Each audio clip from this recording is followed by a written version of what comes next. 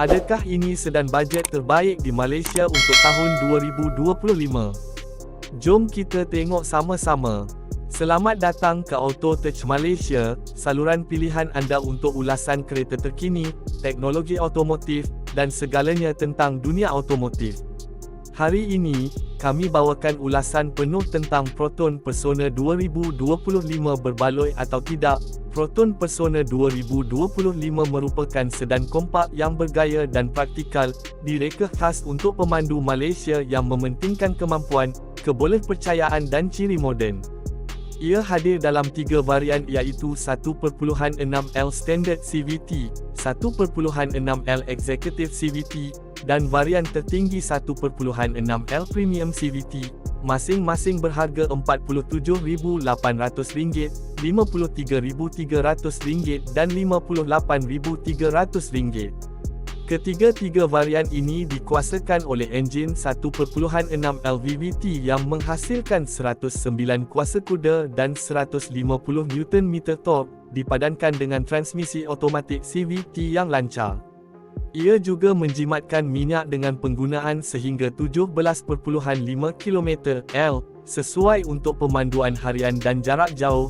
Ciri keselamatan diberi keutamaan pada semua varian dengan kehadiran Electronic Stability Control (ESC), Traction Control System (TCS), Hill Hold Assist (HHA), kamera undur serta sensor parkir depan dan belakang. Varian premium dilengkapi dengan 6 beg udara dan mendapat penarafan keselamatan 5 bintang ASEAN NCAP. Dari segi luaran, Persona tampil dengan reka bentuk lebih segar, termasuk lampu hadapan LED dengan fungsi auto on, off dan follow me home, lampu siang LED, DRL, serta rim alloy 2 tona bersaiz 16 inci. Varian premium juga menampilkan bumbung hitam 2 tona yang menyelahkan gaya sporty. Bahagian dalaman pula selesa dan praktikal, dengan tempat duduk kulit sintetik, varian premium, paparan pelbagai info TFT 3.5 inci, kawalan penyaman udara digital, dan ruang bad seluas 510 liter. Tempat duduk belakang boleh dilipat 60/40 untuk ruang tambahan.